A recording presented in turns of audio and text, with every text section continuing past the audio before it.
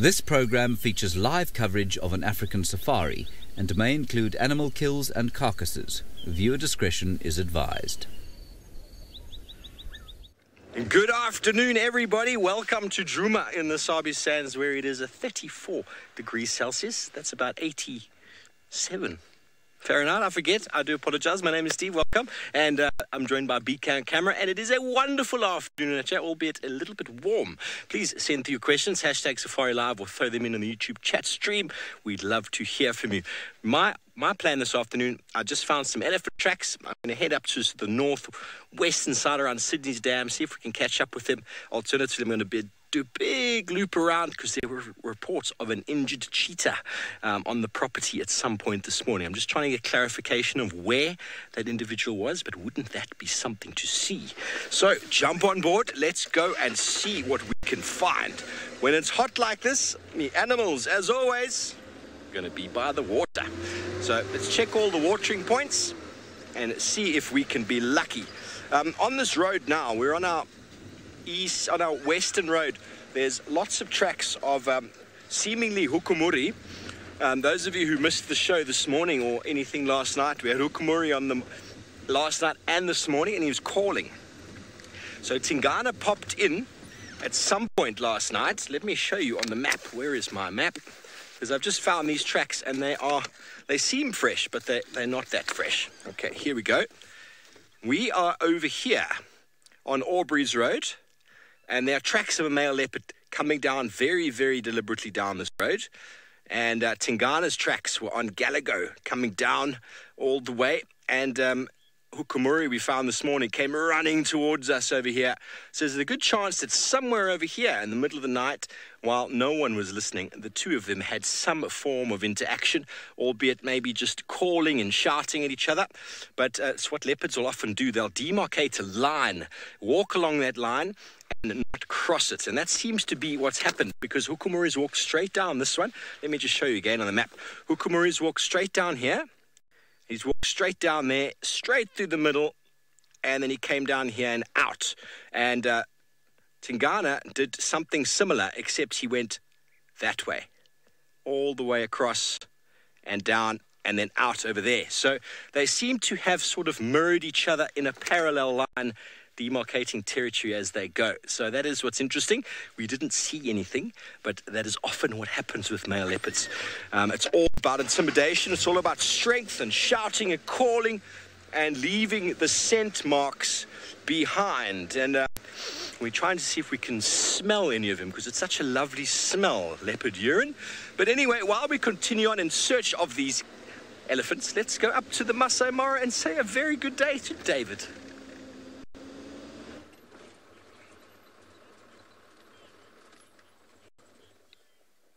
A very good afternoon, everybody, and Jambo from Kenya. We are in the Mara Triangle, and my name is David. And coming with me today is Archie. Archie, how are you doing, sir? All looks good, and I'm not sure I'll be talking about leopards myself.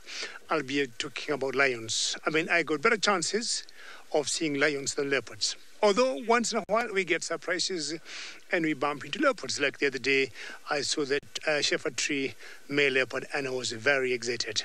Well, my plans today is to go to the Sausage Republic. Sausage Republic is an area that you usually see a pride of lions that we call the Sausage Tree Pride.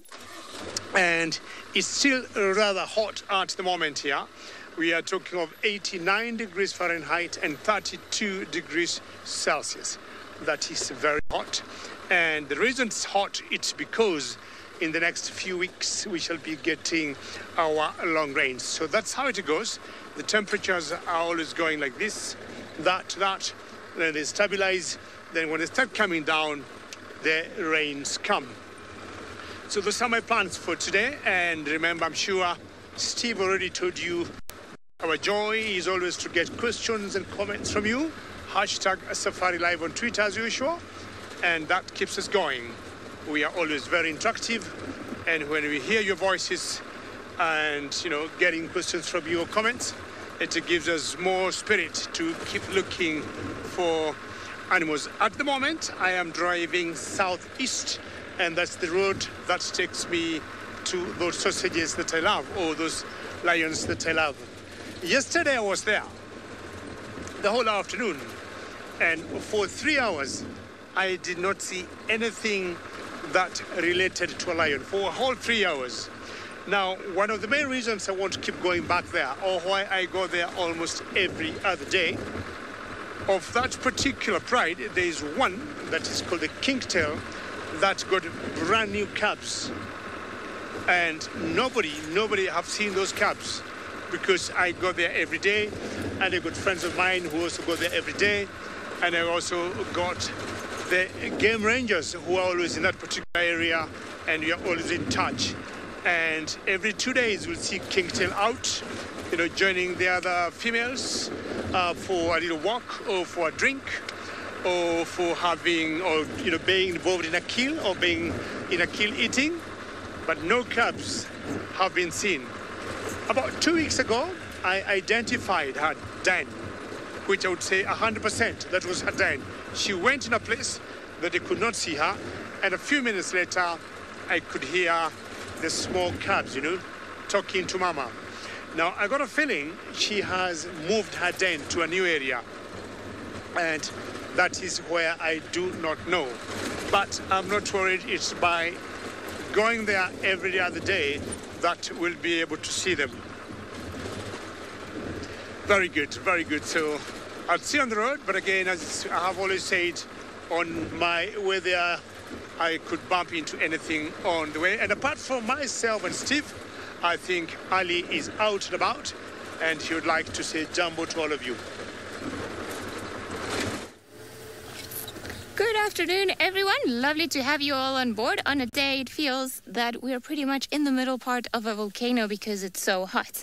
So we've gotten very lucky today. We were actually set out to go and look for the new hyena den for the Juma clan, and it seems that according to the directions that we got given, it is somewhere in here, not too far, but it's a good thing that we have found a hyena lying down there already. So not too bad for a start of an afternoon.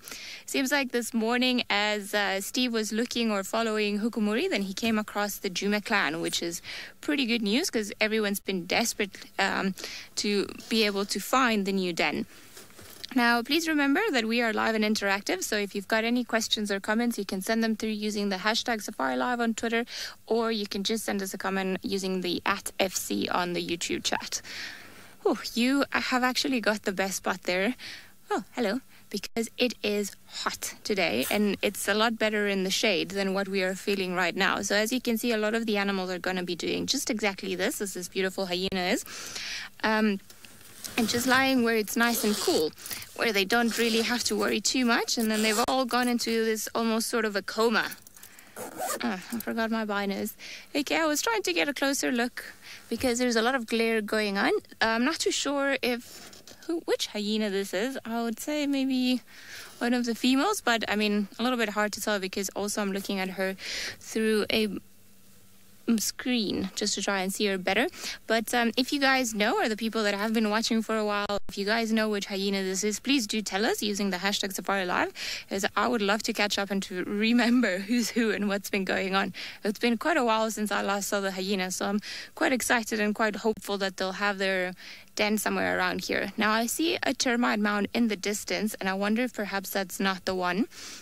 So I think let's just go around, and we're going to leave her here. We know that this particular hyena, chances are that it's not going to go anywhere. And if it does, there are a few mud wallows around here. There's one just in front here to the left, and then there's another one to the right. So hopefully it'll go in there. Jennifer, potentially to the other reserves that are around us, the hyena clan the Juma clan is known as the Juma clan just because they tend to spend a lot of time here. So if it's not habitual for them to actually be on another spot, then everybody will know them as the Juma clan. But again, depends on the reserves. A lot of times other reserves will name them differently. But unfortunately with hyenas, not too many people take too much of an interest in terms of the guiding community around here. And then sometimes people just will refer to them as a clan of hyenas. Now, I think this is roughly where Steve mentioned where it is, and I can see some old vehicle trucks. And then if you see in front of us, there's a big termite mound. So I wonder if this is actually not the spot or the termite mound that they've been using. So I just want to go around see if there's anything around there that might indicate. Okay, well, there's a nice big hole in there. I would imagine this is the den. Now, that is what I presume to be the hole, though it doesn't look that used. And you see there's a lot of grass in front. So I would imagine that if there's all that grass in there, that potentially the hyenas haven't been coming in and out. Because when they've got little ones, and if it's quite a busy den, then you'll see a lot of tracks and movement and wouldn't have grass growing in the front. Now, I am roughly in the area, so we're going to carry on looking, see if perhaps there's another entrance onto the other side of this mountain. Perhaps that's the one that they've been using. If not, according to the directions we got, we shouldn't be too far. Maybe there's going to be another mound around here that might indicate where the hyenas are. Ah, this looks more like it. Alrighty, yeah, this looks definitely more like it. Now, you see this entrance over here. So this particular entrance, compared to the one that we just saw, it seems like it's been used a lot more. You see how there's very little grass around, a bunch of new tracks all around there, and then you can just tell that there's been excavated. You see the black there at the back, and then in there, inside of the termite mound, there's probably where the little ones are. I'm not too sure how many. I think they managed to have a glimpse of one today. I believe Corky was the hyena that was around this morning. So I have a very strong suspicion that if there are little ones around, they are in there. And I mean, it is, as we were saying, it's so hot this afternoon. It's about, I think Emma was saying 33, and we refused to accept that answer. And we said it was about 36 degrees Celsius. So I'm pretty sure the little ones are inside. Well, not only for protection, because the termite mound is their safe place where they hide, but also it's a lot cooler in there. So all the little ones are being clever already, and they've got 1 point on humanity. So hyenas 1, humans not even 0, because we are still very hot, and they're all in there enjoying the cool afternoon. Right, we're going to leave them around. We're going to try and check a little bit later, see if perhaps we can come across the hyenas. But in the meantime, we'll send you guys across to David, who's also looking for hyenas, but all the way in Kenya. Well, ladies and gentlemen, as I said earlier, I could be heading to look for lions, but always along the way, so many things do happen. Now, I have found this particular ostrich, and it got some chicks. If you look carefully in the grass there, you can see some small little heads or small little birds just meandering through the grass, and that is, I would guess, their mother, or that's the female ostrich there. And this is the Maasai ostrich. And when you can tell the height of the grass, see that it's covering all her legs. You can see her legs all the way to the thighs. And what I'm trying to do is see if I could go a little closer so that you can see those chicks. It's an ostrich I've been following for quite some time. She initially started with about 12 chicks when she first hatched. And then she lost 2. And I think she initially, 11, she lost 2, she was left with 9, and then she lost another 2, she was left with 7, and last month she lost 2, and she is now left with 5, but something tells me these 5, chances are, will make it. Let me just very slowly try and sneak on her. I might be a little quiet. And just look at that beauty there.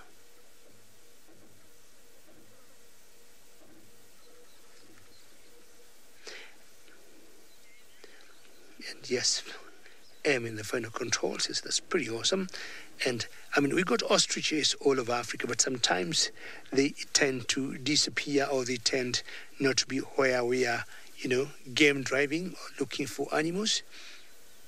But on good days, we are always lucky to see them. Now, the last 2 times I've seen this female, she has been alone and not with male. And when they hatch out, or when they're incubating their eggs, you'll get the males incubating the eggs during the night and the females during the day, for the obvious reason, blending. I mean, the males blend better at night.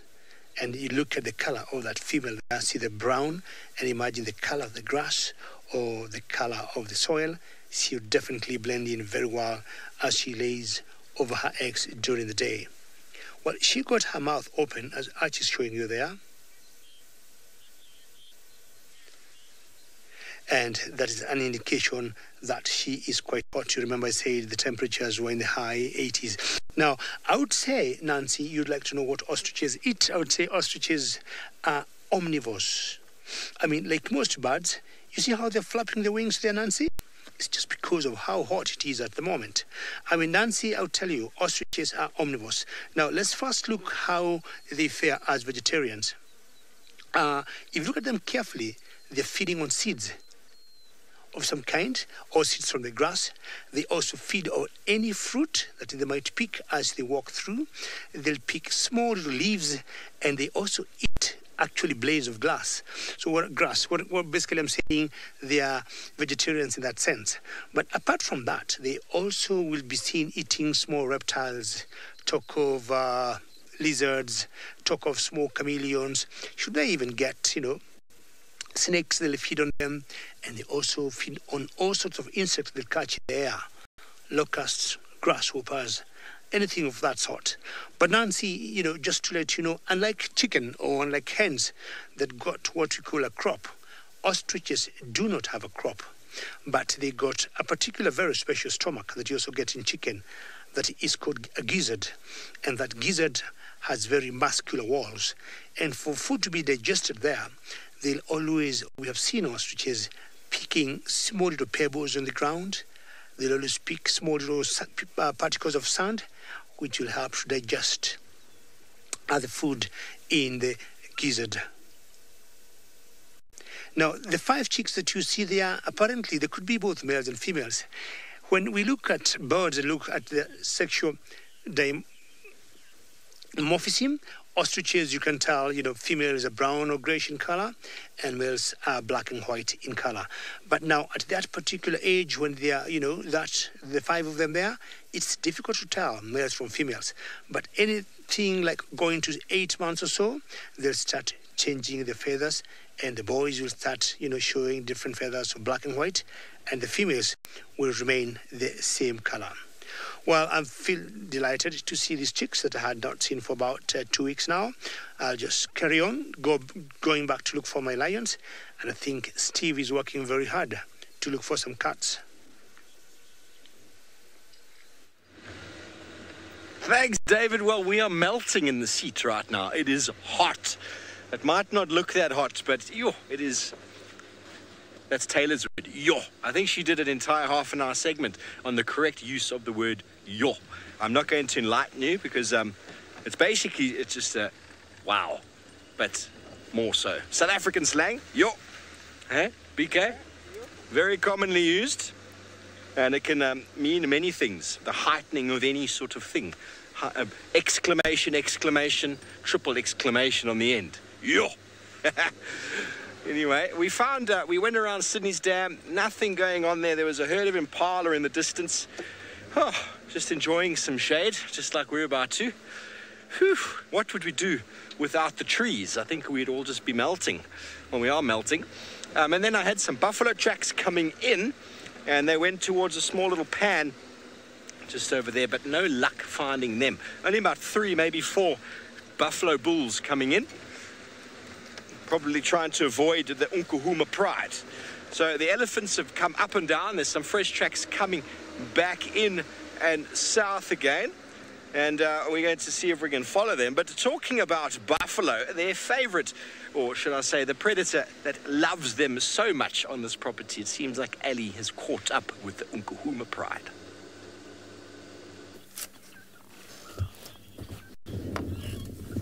We do. They seem to love buffalo, and apparently they had a wonderful morning today. We all know that they got full bellies, which is good news because I think we were all concerned that they were looking a little bit hungry. Now, they are on a property that we unfortunately cannot go into, so we're looking at them from quite a distance. You can see just how far away and how well this lioness is blending with the environment. So I think it was a very good thing that she is very hot and panting, because then she's got her head up, and that made it a little bit easier for us to see. There is a pan, or well, more like a mud wallow not too far from where she is. So if she gets really, really hot, she can go down in there and have a drink. The rest of the pride is here. I'm not too sure how many of them because we can only see a few heads far behind from where she is, hiding behind a tree. So it's a little bit tricky trying to put the rest of them on camera. I know Seb is doing it well. You see that bush in the middle of your frame? They're behind it. Yeah, they're behind there somewhere, all lying down because it's very hot. So they're by the shade of a big tree, which is very clever of them. So as I was saying earlier, I feel like the lions are being very clever in, well, not just the lions, the hyenas clearly as well, but all the animals are a little bit more clever than us humans driving around in the heat.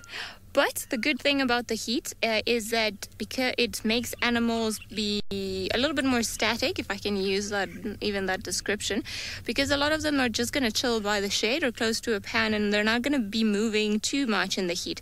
A lot of them don't have sweat glands, and they use their mouth to pant to cool themselves down, just as this lioness is doing. So we can tell that she's very hot. So they're not going to be moving around, creating even more heat for themselves or making themselves even more hot. And they're just going to pretty much stick around in the same spot throughout the day until they decide that it is enough, and then they're going to go and start moving again, potentially a little bit later. And as we know, the lions are pretty full, so there's a very good chance that they'll just stick around here until the night falls, and then they'll move out.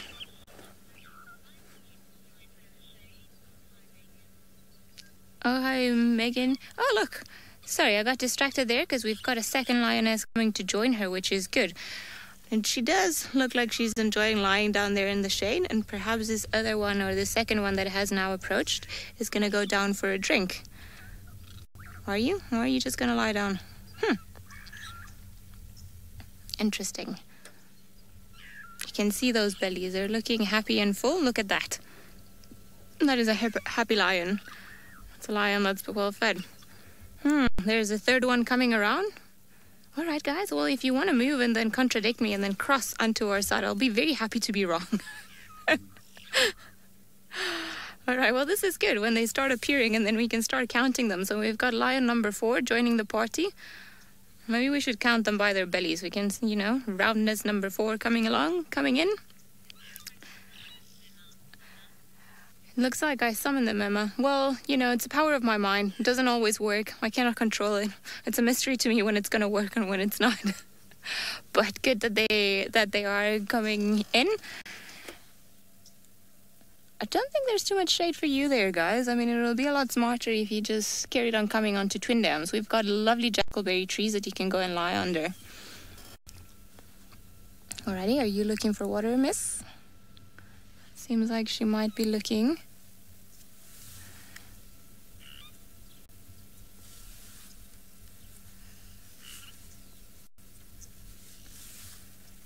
We wonder where she's gonna go. Maybe she's gonna go for a bit of water. There is more shade in there, so maybe she's gonna go there. Philip, yes, these are the Nkuhumas.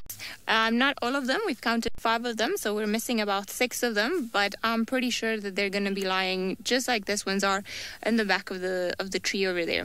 So I wouldn't be surprised that some of them have eaten maybe a little bit more, or they're just like, no, it's too hot to move around. We've got a nice shady spot here. We are going nowhere. So it's very nice of them at least to have come onto the shade just as we arrived and then pop this way here, because otherwise it would have been not the greatest visual. Now, because they have eaten as much as they have, I don't think they're going to be hunting too actively tonight unless they manage to find a great opportunity, in which case they'll probably take it. But I think at least for one evening they are going to be able to enjoy just almost like not a busy night in terms of hunting, because the last few days that we've seen them, they've been very moving all over the show, and they've covered quite a distance in the last few nights. I think just hearing from the stories as to where Tristan tracked them from, it seems like they used Djuma as a gym, the Djuma gym as we call it, because they went up and down, potentially just looking for different prey species and for an opportunity to bring something down and eat it. And even though apparently they had a water buck this morning, they finished it and moved off. And it gets complicated when there are so many lions. 5 females, a water buck would have been enough, but then of course, and you've got another 6 sub-adults that are joining the party, so they will eat a lot, and so it's not too much. It's a good meal for lions. We can see that they've all have big fat round bellies, but perhaps not enough to keep them locked in the same spot for too long. We're going to carry on counting our lions as they come from the shade, and we'll let you guys know just how many we see. But in the meantime, let's head over to James, who's very eager to say good afternoon to everyone.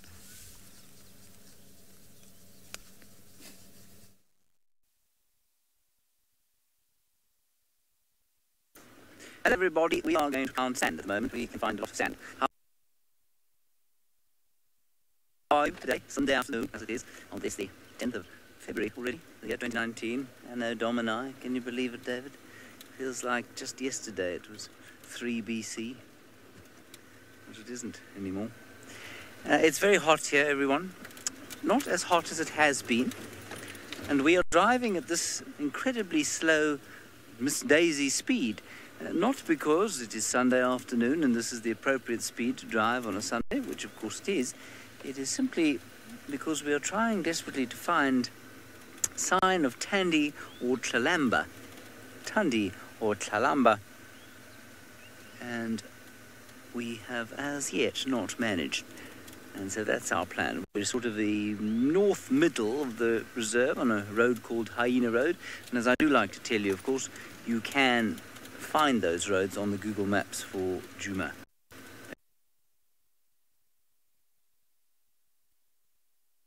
The more laid out there, so if you want to go and see exactly where we are, you can.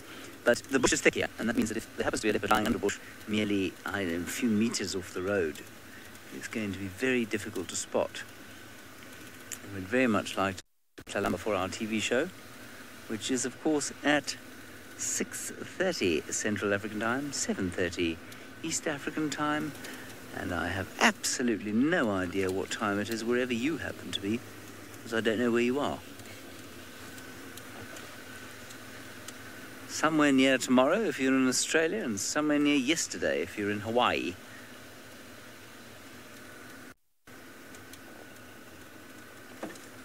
I've just had the following communication from the final control.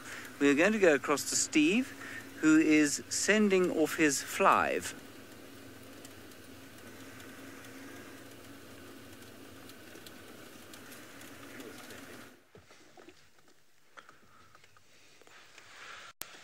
Yes, well, there go the warthogs. I'm sorry, guys. I didn't mean to chase you out of the shade.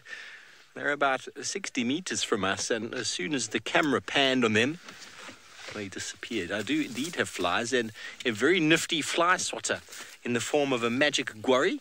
And, well, we also believe, it is believed if you adorn yourself or your building or your vehicle with magic guarri branches, you're going to bring some luck. So, well, as James said, it's SABC show this evening. We would like... Oh, there we go. There's a kudu right there. As soon as we put this branch on, we found a kudu, 2 warthogs, 4 impala, and a kudu again. So I think so far the luck... Oh, here's a magnificent bull coming here, BK. Oh, not that magnificent, actually. He's a nice bull. He's got a little bit of growing still to do. His horns quite close together.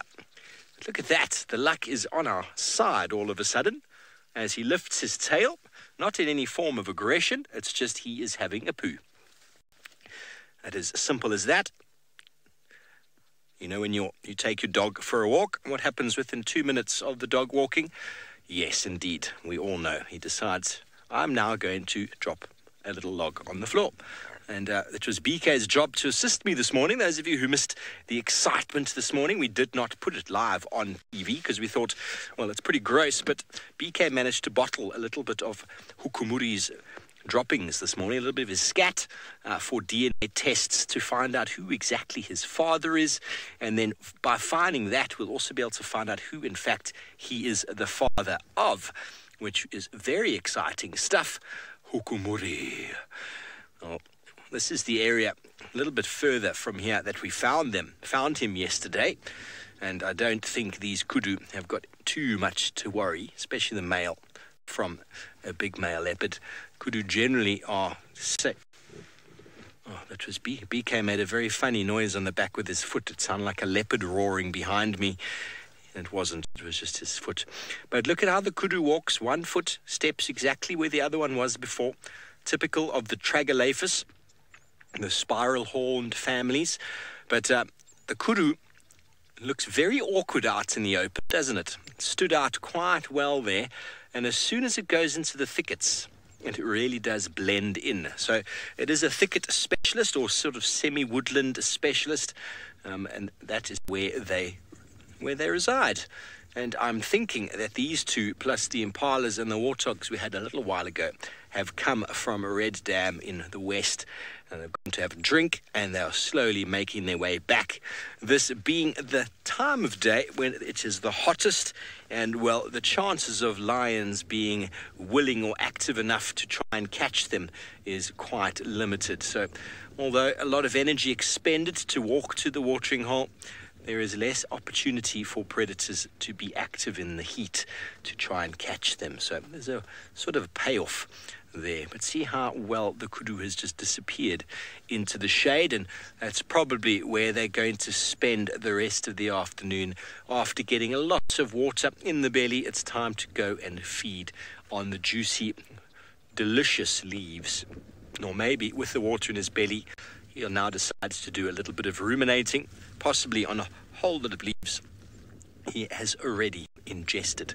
Well, we're going to leave this beautiful kudu hidden behind a guarri bush and a buffalo thorn, and we're going to continue on seeing what we might be able to find.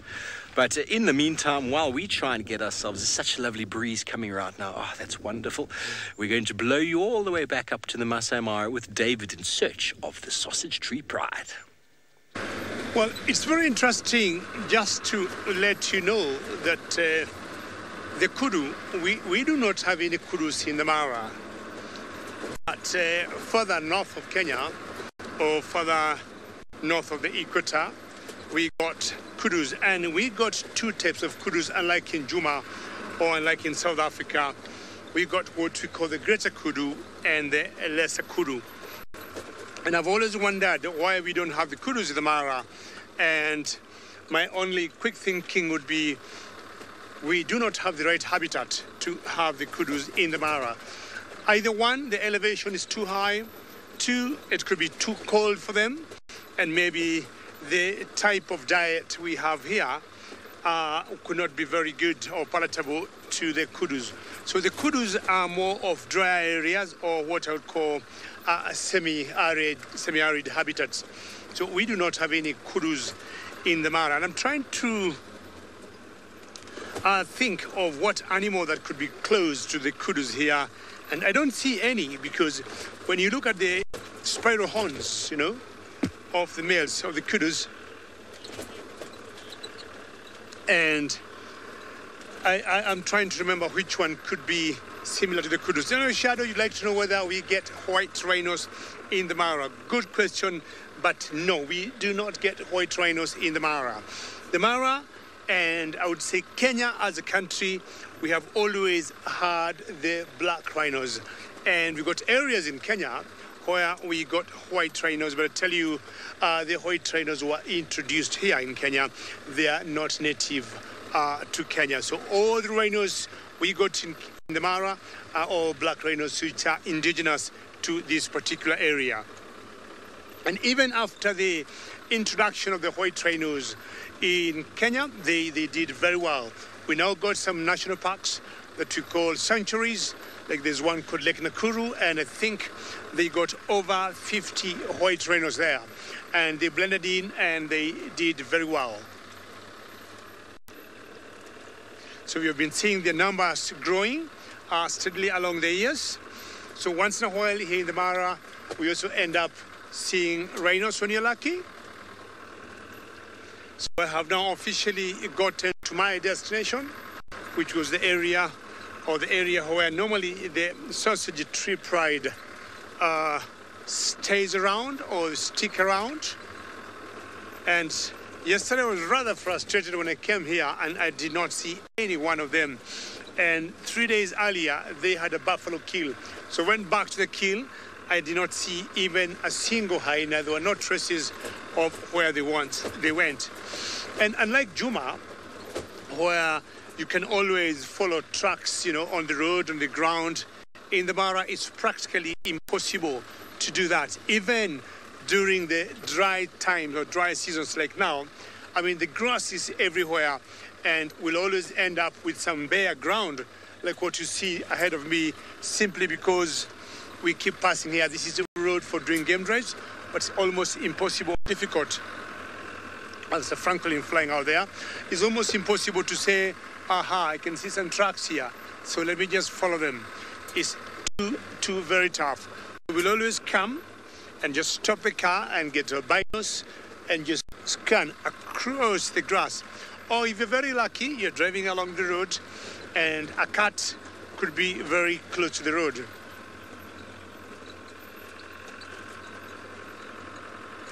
Richard Bridge, you're asking about the Olololos and the cub.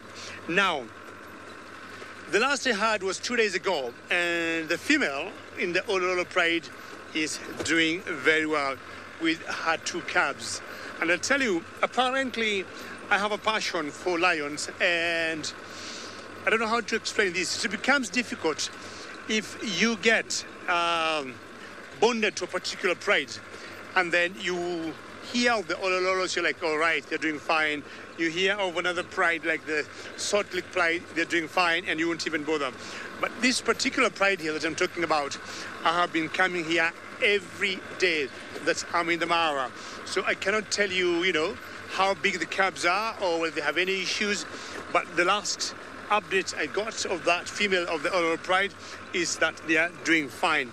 Maybe tomorrow, next week, for the drives, I might go in that particular area and see their progress firsthand. But in the meantime, I just want to stick around and follow this particular pride. I'm sure you know there's one female here that gave birth called the Kingtail, and she has not shown us her cubs. She has, I don't know, I would say she has not even introduced the cubs to the main pride. And my guess is either they are still too young, and because she is the oldest female in this particular pride, she's, I would say, very experienced. She's very careful, and she doesn't want to commit her cubs or expose them to any danger, because anything from 0 to 3 months, lion cubs are always very vulnerable, and anything would easily go wrong.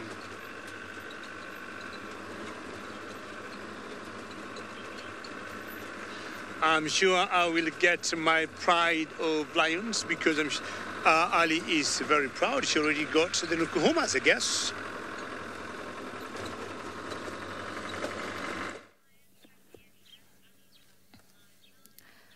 Well, I mean, we can't really claim all that credit for this particular sighting. It's very hard for the lions to be moving out and about right now. You can see that hiding in the long grass, belly up, panting very quickly. It's a good day to be a lion. I mean, in the shade, the temperature, I would imagine, is a lot better than out here in the heat of the day or out where there's no shade. So you can see they've all strategically placed themselves in different parts just to try and stay away from the heat, of course. They're not all lying around here. They've somewhat scattered and they're all lying around different bushes, but we have counted 11 different ones. So we can testify, or we can really affirm that the entire Nkuhuma Pride is here with us today, which is pretty good. So just hoping that they're going to come onto the property, or at least out of the bushes, so that they can be stars on tonight's show. That will be pretty good. If not, well, it's always lovely to see them, and it's the reason why we do this, is the job that we do. We love having the lions around. We love seeing what they get up to. Oh, it seems like the last lioness is now coming. They've all pretty much walked the same path, and she's going straight as to where the rest of the family was. Rosalind, they've got a few different strategies to survive the heat, the lions. So one, or a very common one, is exactly what they're doing right now, is not to move in the heat of the day, or not to move during the day, and they'll just lie under a tree or in the shade where it's a few degrees much cooler than what it is out and about everywhere where we've been. Let me just try to move back, see if this lioness is gonna come, because I can't see her now. She's behind the one tree. So let me just move around for 1 second. So that is one strategy that they've got. And then, of course, they pant often to try and cool themselves down by trying to evaporate some of the moisture that they collect in their mouth with in their nostrils and so on. So those are, I would say, are mostly the two main things. And they're, of course, by instinct very clever, and they know not to work themselves too hard or start running or do too much when it's really hot, because that can, of course, test their body and their limits and then just put them in a very bad condition, because they can also get heat stroke, very much in the sense or in the way that a domestic dog or a cat can do. You wouldn't really lock them in a place where it's hot, because then if they've got no shade or water, or if they start running around like crazy during the heat of the day, chances are that something is not going to go down too well for them. Somebody had a nice meal. They're always so funny with their big fat stomachs once they manage to eat a lot. Now, they've all, like we said, they've all scattered in all the different areas. So very likely in the next little while, they're all going to poof, plunk their heads, go onto the bottom, go and lie down. Is this almost looks like a little bit, you are them again, boy, huh? Okay, I was referring to you as a she, I'm so sorry. Unfortunately, with the glare and the distance, and I seem to have misplaced my binoculars today, I cannot see everything to the detail, but that extra fur underneath the chin, now that it laid sideways, it's a definite signal that it's actually a male lion or a young male lion and not a female. Good. Seems like they're all around here. I think we're going to leave them and then come back a little bit later in the hopes that they're going to be more active. In the meantime, let's go to Steve. And I think the heat has finally gotten to him.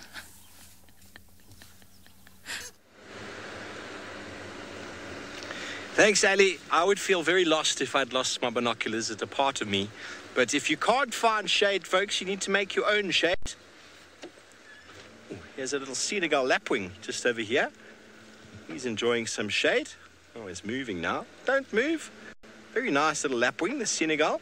Not commonly seen, actually, in many areas I've been. I've only in 2 locations I've ever worked, I've found them. Quite easy to identify. We talk about birds and identifying birds, and you can see they've got very long legs and very upright sort of standing posture. And if you go to the lapwings in the book, they all have that same sort of look, that very big eye, generally occurring in sort of open landscapes. The blacksmith lapwing obviously being the black and white variation, and they occur in and around water. The Senegal lapwing, very, very common on sort of overgrazed and sort of disturbed areas where they seem to find their preference. The other one, the crown lapwing, much easier to identify than the Senegal. It's got that very nice sort of cap on the head, and they like to be on golf courses as well as open areas. So very easy to identify the lapwings from each other. There's another one called a wattled lapwing, and let me ask you if you could understand what that would be. And yes, indeed, got funny little wattles on the face. And well, these birds walk around and they feed on all sorts of insects on the ground. They might feed on small seeds as well, but primarily insect eaters. And they've lost their back toe. Most ground-dwelling birds, not all of them, but most ground-dwelling birds have lost the back toe, like David's ostrich. They've reduced their toes altogether to fuse 2 in the front and have a second one on the side for balance. And that's all about just surface area, really, on the ground. Thick knees and coursers and lapwings, most wading birds have all lost a toe on their foot. They've reduced it to 3 toes just for walking, not for perching. They don't perch at all. That's where the passerines, or the 3-toed birds that have toes on the same level, they need their back toe so they can stay in the bush free from predators at night, whereas these guys will just sort of bed down right where they are on the ground. The second one behind there, you see the white belly, a little bit of a white forehead as well, and very, very nice to see. There you can see the foot at the back there, just the 3 toes. Chatwa, you said something about lapwings. I'm not sure what you said there, Emma, but Chatwa said something about talking about lapwings. Well, this is a very nice lapwing to see. It's one of the lapwings most people don't get to see.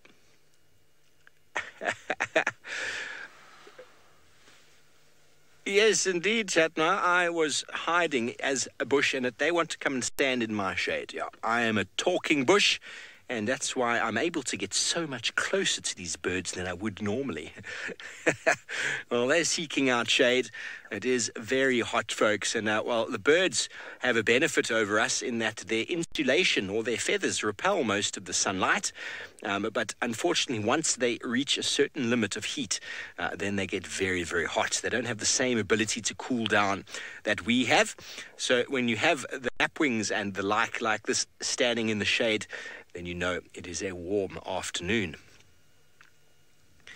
Many feathers are designed to actually reflect light, so that many of the blackbirds that you see, the iridescent birds, they almost reflect the heat completely, and they can stand or sit in the sun quite sort of free of overheating. You'll notice that with the vultures and lots of birds of prey. They don't really have anywhere to go except for sitting in the tree and just waiting. They can't just pop down onto the ground and go into the shade like these lapwings do. There we go, there's 3 of them now all of a sudden. Constantly being, you see how vigilant they are, even though it's so hot. Very vigilant. But if they just sit down, it's amazing how quickly they can blend in to the short grass and just disappear.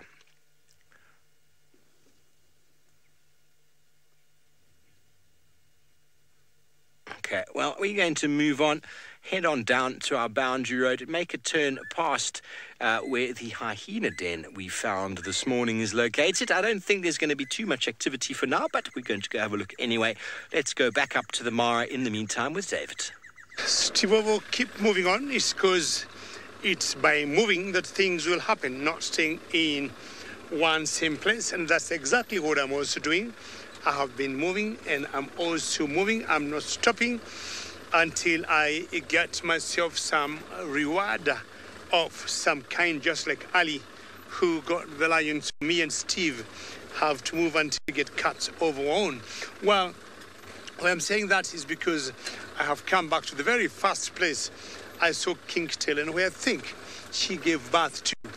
But ideally, that doesn't mean she's still there, because what would happen is she will need to keep changing her location every now and then. So let me see, there's a little bee eater there. I'm not sure how you can get it. You see that small little thing there? I'm sure it's going to be tough. I'm not sure. I know you are magical when it comes to camera. This little bee eater there. And right behind that bee eater, yes, if you go there and you zoom in, well done. Keep going. Just sail there to get right. Or just flew away here. See it? It's a little bee eater there. So that I can see it now. Yeah, excellent. Very good. Oops. Back to the same position. Flying coming back. So behind that bee eater, that is the very first den where Kingtail dropped her cubs. And it's so good, at least for me, at least to see a bee eater in an area. I've been 2-3 times not seeing anything. But right behind those thickets is where Kingtail is one of the females in the sausage tree pride. And that's bee eater. Very good question there. You're worried, or you're asking about the missing cubs for Mitty. Now, nothing to worry about for the moment, because the very first time I saw one missing, and I saw her with 3 cubs. And 3 days ago, I saw her with 2 instead of even 3. And it's like the numbers were coming down. But when I saw her with 2, Kingtail Avi was not there. And my own gut told me chances are Kingtail stayed back with Mitty's other 2 cubs. So for now, there's nothing to worry. And I'm sure, you know, lionesses will always just circle each other's cubs without any discrimination. So Kingtail having her own cubs and having cubs, you know, of Mitty should not have been a problem. That's what I'm crossing my fingers for. But I can tell you, between today or tomorrow, the day after, we shall be knowing exactly how things look. You remember we at one point, Mitty had lost 1 cub, you know, lost in quotes, because after 3 days, you know, the cub surfaced and was able to rejoin the pride. So even this particular time, nothing very big to worry. And that particular time, the cub had fallen in the ditch, and I think Mitty will not bring it out. So the bee eater there, not all of them, will eat bees as the name suggests. They'll eat any insect that'll be flying. All righty, bee eaters, let's see what birds Steve is talking about.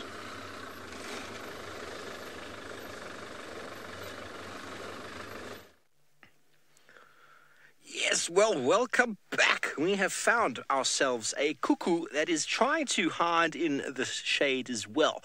On the edge of a branch of that marula tree, it's been sitting with its mouth. It's still got its mouth wide open, trying to cool down. You can see there's a little bit of a breeze there from the wind, and that is a beautiful spot. A little bit of elevation for the cuckoo, and the wind blowing over the lips, or should I say, the wet tongue, is what helps birds to cool down. That is their cooling system. It's a term called gullah fluttering. Now, I can't tell you for certain which cuckoo it is. It's either the common cuckoo or the African cuckoo. They've both got a yellow eye, and they've both got a yellow beak. Just the degree of yellowness on the beak is the key, really. There's more yellow at the base on the African than on the common cuckoo, but the call is often what you go by. Often the cuckoo, the African cuckoo calls, and the common cuckoo does not. So if you're calling, there's a very good chance that it is the African. And I'll play that for you out so that you know. It's a very, very typical sort of cuckoo call. Are you ready for it?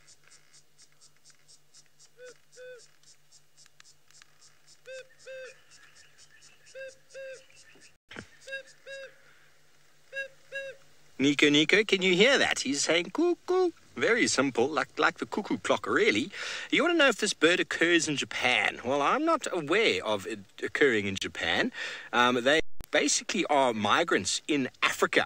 So I don't know what cuckoos you get over in Japan. I'm really not sure. But this bird goes up sort of into sort of middle, sort of Central Africa, and then comes all the way back down here again. It doesn't go into Europe, where the common cuckoo does indeed go all the way to Europe. This one comes down. So main migration routes of birds are normally sort of down on the continent, not across. So none of our birds go from Africa over to the Americas. Some come from Asia all the way down, but they follow the continent. I'm not sure what Japan is like, whether the ocean is a bit too far for birds to get across. But that is out of my depth, I'm afraid, for now. But it's possible you get cuckoos in Japan. Really is, but I absolutely have no idea. Specialists, that's what these birds come all the way down here for. Most of the cuckoos, or pretty much all the cuckoos, they've come all the way down to feed on the blooms of caterpillars that hatch on many of the trees out here. And they are obviously the larvae, which then form the butterflies. And so not only are they an important food source, they defoliate leaves of trees, and also they turn into butterflies, which then are very important pollinators for thousands of the plants that we found around here. Now, this is going to be one of the brightest birds around, if it is indeed the African cuckoo. I'm just going to assume it is, because they're a little bit more commonly seen than the common, although the name might imply.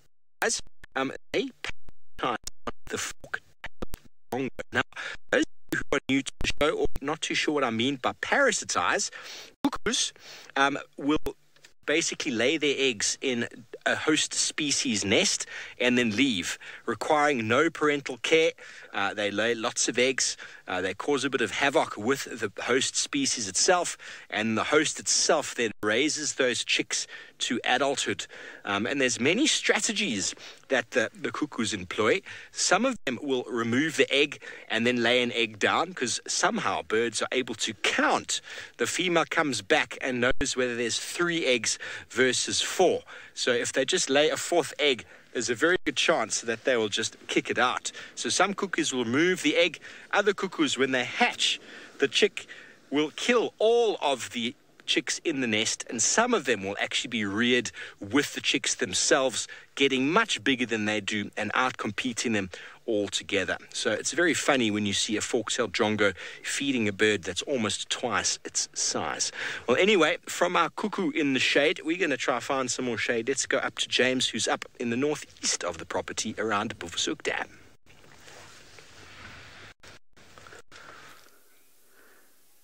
Yes, indeed, we have got a grey heron sitting at Buffelshoek Dam. That grey heron has not wiped its beak after its Sunday lunch, you can see there. It is gular fluttering up a storm. In other words, it's trying to cool down, but also it's got a bit of its lunch stuck on the end of its beak. Very unfortunate. Now, I think that's the least attractive bird that we have here. Not that it's an unattractive bird necessarily, but we have a flamingo over to the right-hand side. Can you see the flamingo, David, with a red beak? Yellow beak, sorry. That flamingo. Now, obviously, that's not a flamingo. It's a yellow-billed stork. But if it turns its back, you can see it's actually very pink. Now, Ollie and I were here yesterday, and we were talking about these things with you and amongst each other. And he gave a very nice explanation, which I actually didn't know about, for why it is, or what the differences are in the feeding behavior of the yellow-billed stork, aka flamingo, and the spoonbill, which is just off to the left. There they are. And I suppose I probably could have read about this, but I certainly hadn't. Orly managed to find a dead spoonbill one day. He didn't collect it, as they say in scientific terms. In other words, he didn't shoot it out of the sky and then examine it. They found one when he was at the Tracker Academy at Londolozi. And they opened its beak up, obviously, and it is apparently like sandpaper. And what that sandpapery, spoon-shaped beak allows them to do is catch slippery fish and frogs, tadpoles, I suppose, as well, but largely fish in most areas is what they eat, and it allows them to catch those fish with that sandpapery beak. Now, you'll find that, whoa, here comes the heron. You'll find what they do is that they feed in a much more aggressive fashion than the stork will. The stork walks very slowly through the water like a heron does, with its beak down, and if it senses the slightest movement on its feet or near its beak, it will quickly snap down, and that is its strategy, whereas the spoonbill sort of disturbs the mud and tries to get things to flush out of the way, and then it'll snap shut on them, and because it's got that sandpapery beak, it'll manage to hold them. So that is the story there. Now, we have found some tracks at Tundi and Tlalamba, which is excellent news. Well, actually just Tlalamba. She was coming towards this waterhole. We haven't managed to see her here, and so we are going to continue our search for her pretty soon. There, of course, is the great Scuba Steve and his lady. Scuba, let's hope you hold on to your lady until the 14th of this month, of course. Gemma, no, birds don't sweat. Birds gular flutter or pant, which is what that heron was doing. Sorry, the game drive radio is going to result in the explosion of my brain. Okay, I've turned it off now.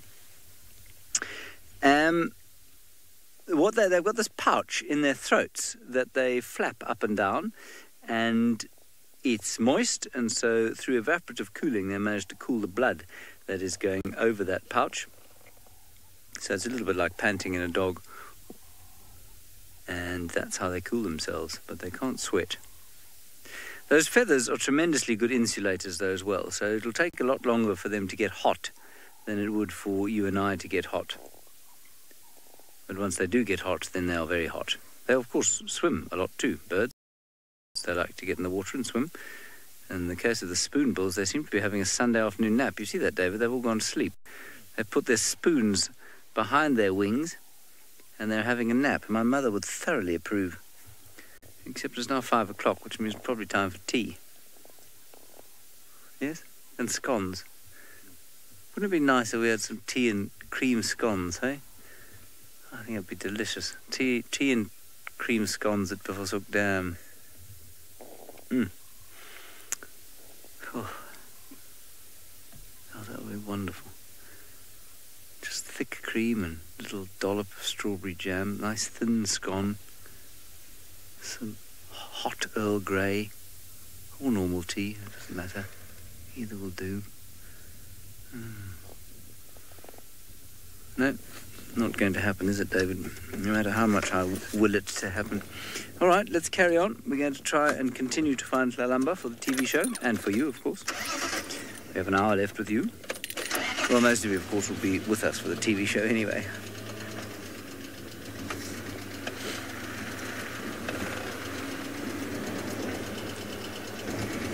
So I'm going to do a little turnaround here, and then we'll go back the way we came and see what we can come up with.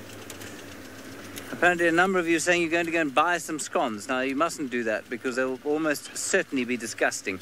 You must make them. They're very easy to make.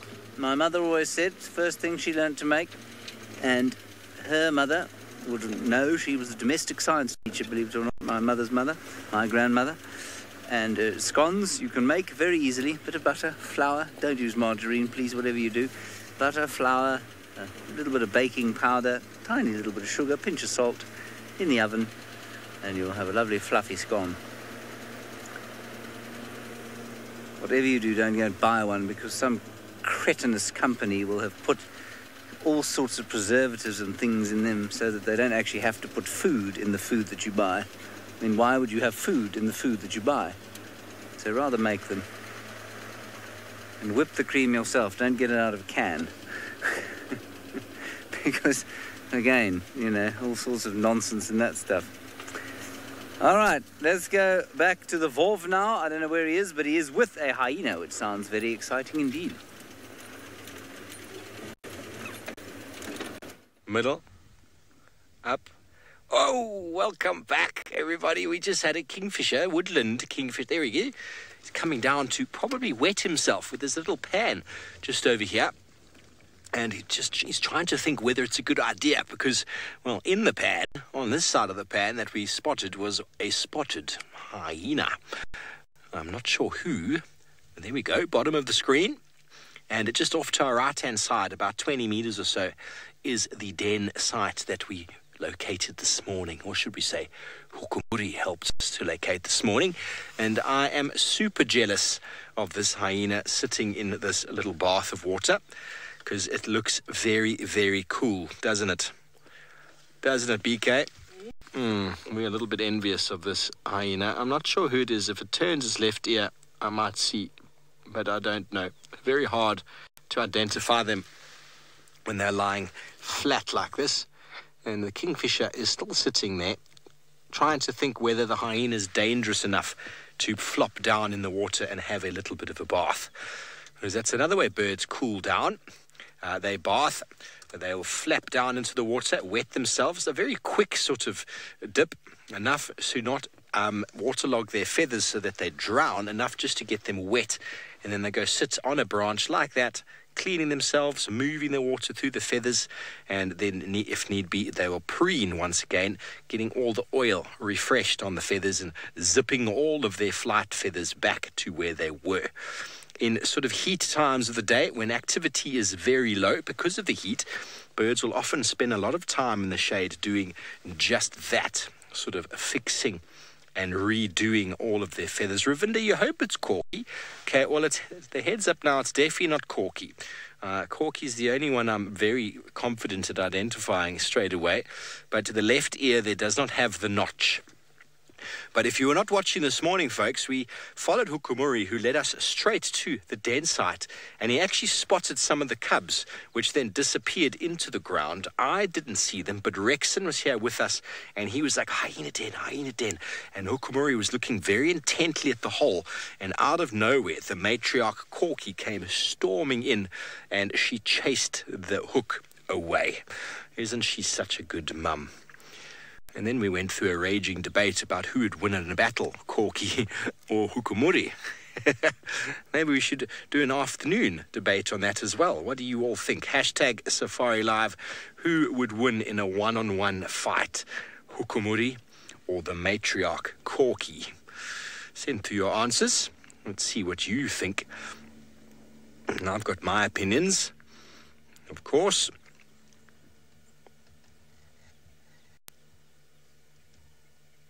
Oh, that looks just way too comfortable. Way too comfortable there, hyena. Way too comfortable. Oh, look at that. It's just getting more and more comfortable. That's not fair. That's not fair, is it, BK? This is the afternoon you wish you were sipping cool Kool-Aid by the swimming pool, you know. I was in Mozambique last week and the weather was similar to this, but I had a swimming pool at the place I stayed at and we were on the beach. So it was very easy to keep cool. You just had maybe a minute or two of being hot and then you were cool again, and then it was just a constant process of bathing oneself.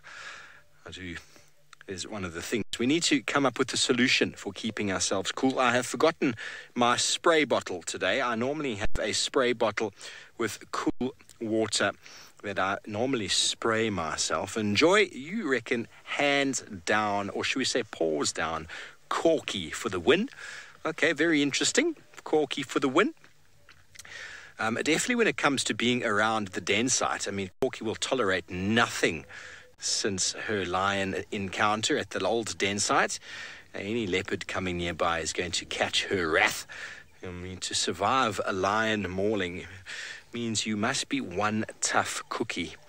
I don't know if any of you watched the show when I was up in the Mara. We actually did a special broadcast as well when we were with the Sausage Tree Pride. We were with 5 lionesses that were walking, and suddenly this sort of injured hyena came into shot, and well, the lionesses decided that this is fun, and all 5 of them gave it a proper hammering, and the hyena managed to get away with a whole lot of squeals and shouts and managed to bite one of the lionesses on the nose.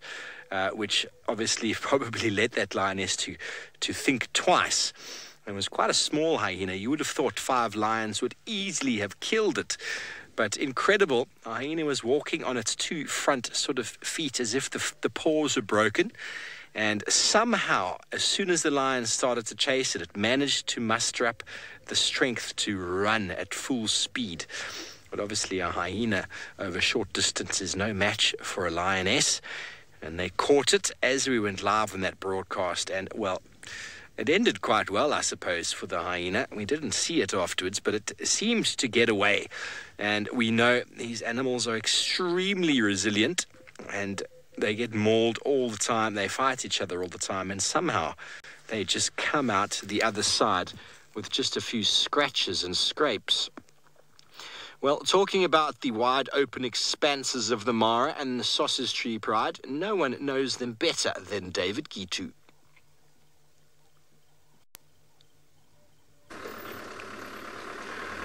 Very good debate there.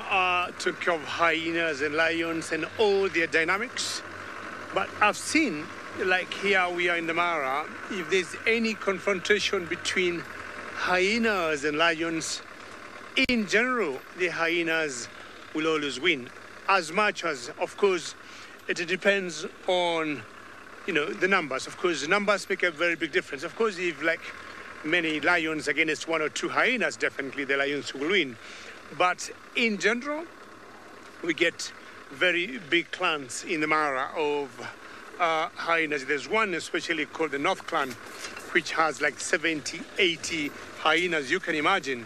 And that's a very huge number by any standard. And they have been known to deal with any prey of lions wherever they find them, especially if they know they got a kill.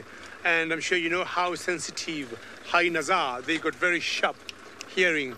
And as soon as they can pick crunching of bones somewhere by lions, it doesn't take long before they get there. And what they'll do, they'll start whooping, and they'll send the lead hyenas, especially the females, to go and survey whether they see, outguess a lot of meat left from the kill, and then they're going to call the others, and then they go whooping.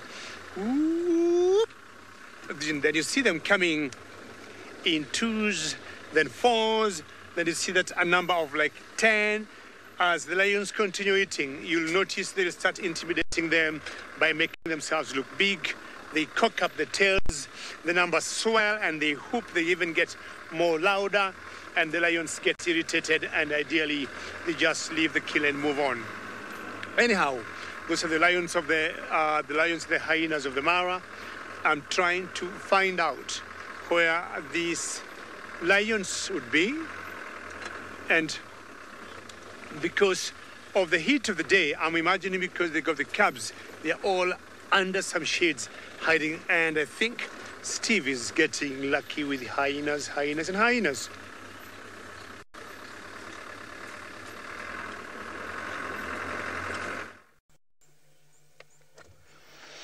We are indeed, David. You should try and employ the magic guari branch on the head. It has proved to be very, very fortunate for us this afternoon. And, well, now we have turned around. We left that one hyena just there by the pool, and we turned the corner only 30 meters or so to find who I believe, I could be completely wrong, to be Pretty, with her bottom inside the termite mound. This is where Rexon saw the young pups, or cubs, should I say, pop down at the approach of Hukumuri this morning.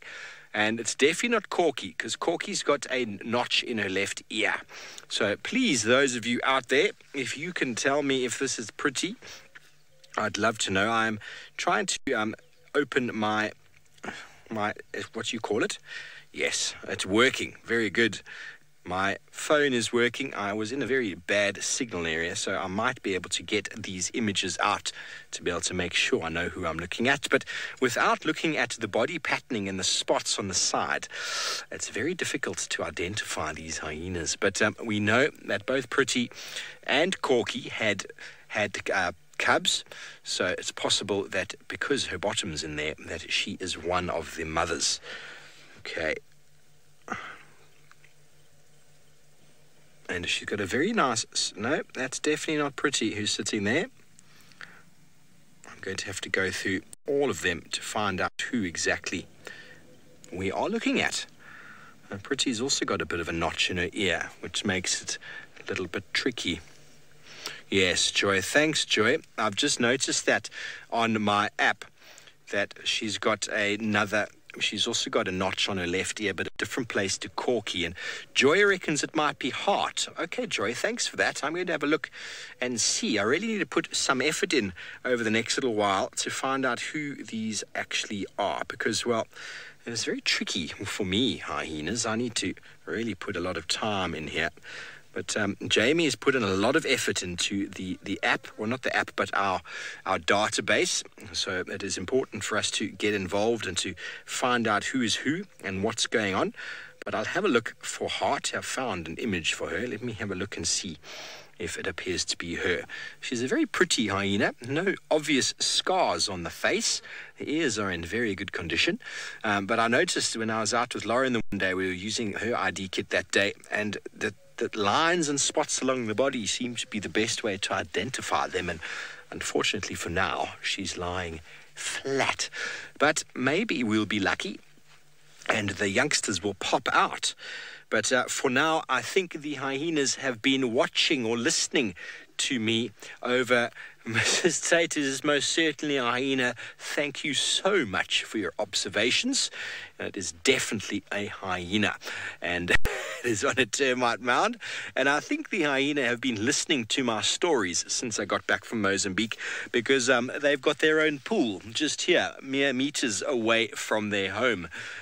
Because in the heat, there's nothing nicer than a swimming pool close by. And, well, these hyenas have taken advantage of that. They don't have to walk very far to drink and to cool down. The other den sites have always have to walk a little bit further, but obviously walking distance for a hyena is really nothing, not too much effort. But right now, it's very, very easy. And you can see this one's even lying in the shade. Okay, so Heart doesn't have any nicks or tears in her ears. She also doesn't have any noticeable scars on her face. So this could be... There's no scars at all. She's got all sorts of interesting markings on her side, though. She's got a music-like note on the one, like the one my brother gets a name from. Besides that is a sideways question mark of spots beneath. Okay, so I've got a nice little image here that if she decides to stand up, I'll be able to have a look. But right now, it's very hard to identify. Anyway, we will spend time here. Hopefully the youngsters will come out. BK and I have managed to find a beautiful shady spot. So we're quite happy to stay here for the time being. And while we do that, let's go over to Ali and see exactly what she's up to.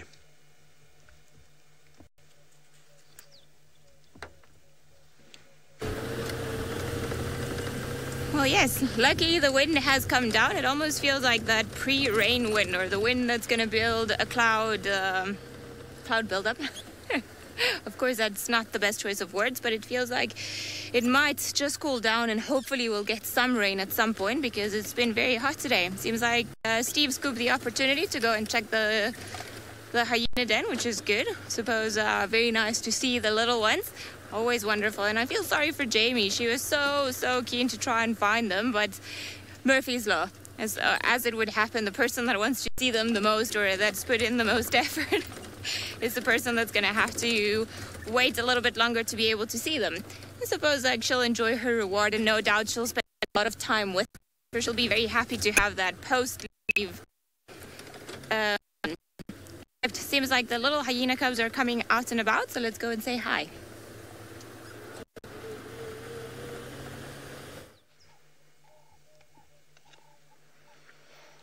Well, everybody, look at who has popped its head out of the den. Welcome to the newest members, or member of the Djuma clan. I'm just going to speak a bit softer. She's never heard my voice before. Now, it's definitely not Plonk. Plonk has already gone past the stage of dark coloration. And maybe this individual hyena has had some cubs of her own. That would be super awesome.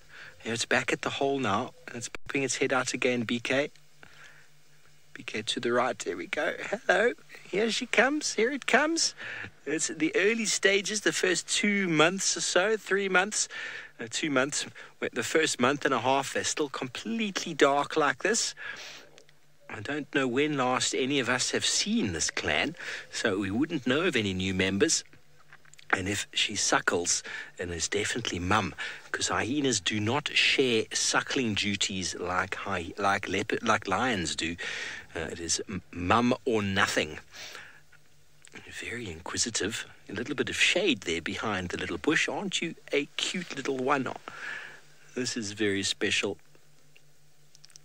Almost too much fur or skin on the top of the head. Oh, Emma, I think it's a little bit too hot for now for them to be playful, but in the next half hour, maybe 45 minutes, it's possible they might get a little bit more active, and they might come out and explore, maybe come and play with a stick or two. Isn't that just so precious? Let's go and suckle at mummy.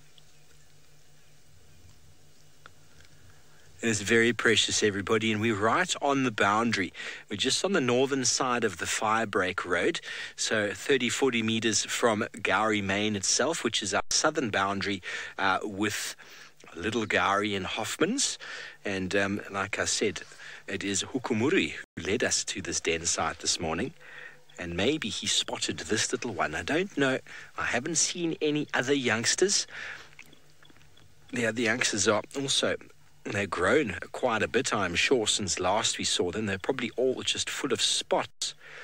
And apparently, Emma just saw another one pop up behind. 2 is very common in hyena breeding. 2 youngsters. Oh, that must be mum. You're way too playful with someone who's not your mum. Must definitely be mum. There we go. I'm going to go for the nipple. Yes. It's just too much skin on the head. Can you see that? And I can't imagine what's going on in the nose. That little youngster is probably smelling all sorts of things. Look at that. Hello. Welcome to the world, little one. I wonder if it was in fact born on Djuma. We don't know how long this den site has been active for. James is quite certain that the hyenas have been dragging carcasses south of the boundary, so most likely to a den, but it's possible there might even be 2. We don't know.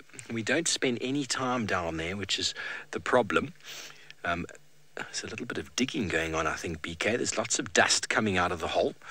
Someone's digging. There might be some play happening inside. So the hyena mum can dig into the termite mound to make the cavity, and then the youngsters can actually dig in a little bit more to make sort of a smaller little alcove where they can hide away. Because as we've seen, the likes of Tingana can go straight inside a termite mound like this and still manage to turn around. So it is a cavernous sort of drop in there. And we've even had James Hendry going inside of a termite mound when he lost Ronald the Rover. So there's all sorts of things going on there. Kathy from Ohio, you said they're looking a little bit brown-headed. Well, I think that's from the dust. It's very dusty in there, and it's very likely that this den site has been newly dug not too long ago. So... oh, sorry, red-headed. I'm sure that's got to do with the dust as well. The brown, or the dark chocolate brown of the body mixed together with the sort of pale sand probably gives it a little bit of that reddish sort of shimmer, but a lot of that's also got to do with the light. But I assure you, if we happen to take it and dunk it in the pool just off to the right over here, it would come out rather dark indeed. Well, this mum is not bothered at all by our presence.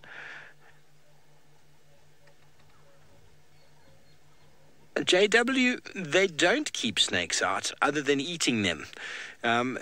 The only way to keep a snake out is to completely close something. Even our rooms, snakes can potentially come underneath doors if you have a little gap. Snakes have an ability to get into the smallest of areas. So there's nothing to keep a snake out. And pythons are well known to live inside of termite mounds. And there's documentaries years ago of pythons actually killing and ingesting baby leopards. A very sad story. It is part of what happens out here, though. So you're never completely safe from anything, and a big rock python really has the ability to get into areas that other predators can't. It is traumatic. That documentary went, and the python ingested the cub, and apparently the female waited for the python to come out of wherever it had been, and then she killed it, and then emerged or re-emerged the cub out of its belly, but the cub was dead. Very, very sad, either from constricting or from suffocation, not breathing with inside the body cavity of the python. So pythons are a means, they do what they do. There's even cases in other parts of the world of small humans being ingested by large snakes. So it's important not to fall asleep in the bush, and always have an eye or a friend out to watch you. Well, as nice as it sounds, we would love to have the sun setting to cool everything down. It seems like David is watching the setting sun.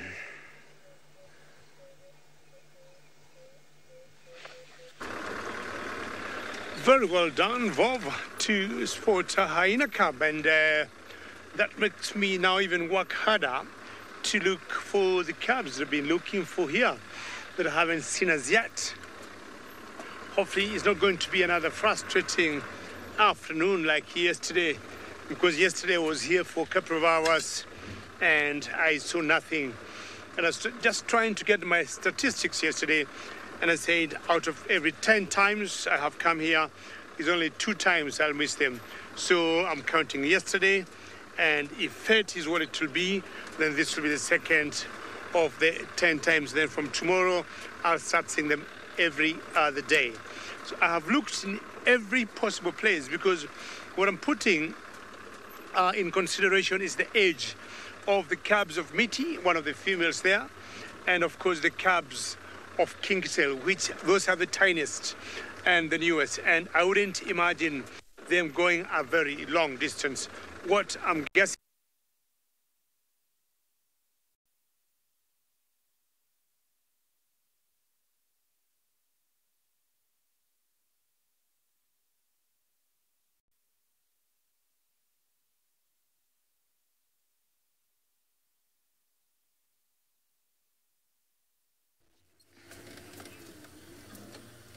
Well, We were hoping to find Lalamba somewhere around here. We had squirrels alarming close to the pan where she was left yesterday.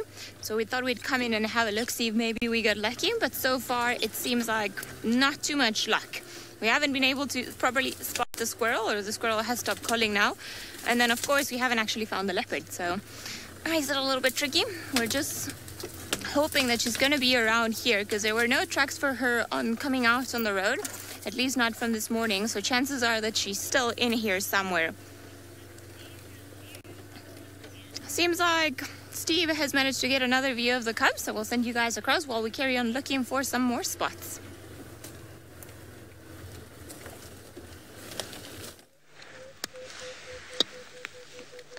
Well, on the other side of the termite mound, look at who we've found. There's all sorts going on here. I'm thinking this might be Plonk. I'm not sure, everybody. There's the hyena there with a big notch in the left ear. I think that is Corky. That is Corky. And Corky has got the one youngster called Plonk, who last time we saw him, he was very, very dark in colour, and the only way to really be sure whose pup or whose cub is who is when they suckle like that. Isn't that the most affectionate little cuddle that's happening there? And just on the other side of the termite mound from where we were, the first hyena that we were with before, who we're thinking might be Hart, came around to say hello. There was a bit of activity that went on, and then we found these two sitting here. So aren't we just very fortunate today? Thank you, Guarri Branches, for the luck you have brought for us. We have surely missed spending time with hyenas. You only really notice when you don't get them. Thank you, Monique, for confirming that it's Corky. This is definitely the hyena that came out this morning. Look at Plonk. Plonk's practically on his back. This is the one that came out this morning and rushed Muhukumuri and chased him, sending him off into the distance because, well, we know that Pretty, she's also got a bit of a kink in her ear. It's a little bit more to the right of Corky's kink, and she had two youngsters who are bigger than Plonk at the moment, but last time I saw them, they looked like Plonk does now, and now he looks like they do, so I'm sure they are much bigger in size.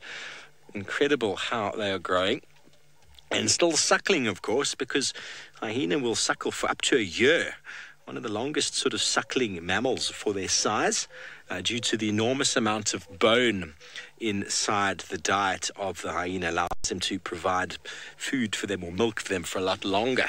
And so the cubs will stay around the den until at least a year before venturing out into the wilderness to become a fully fledged scavenger or hunter.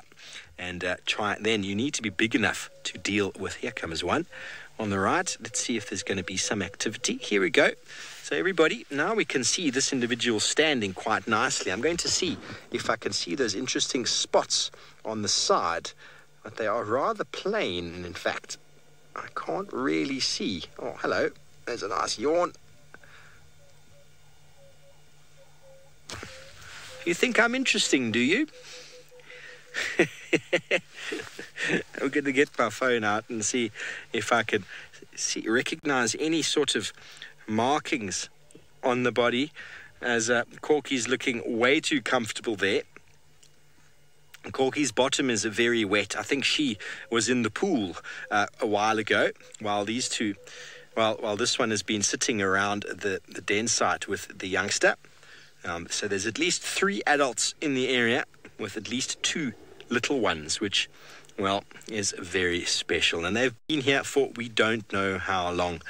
I know I've been seeing lots of tracks in the area. The day before Jamie Patterson went on leave, she was quite adamant to try and go and find the den site, but it can be a difficult task. I have tracked hyenas before for hours and hours, and their tracks just go everywhere.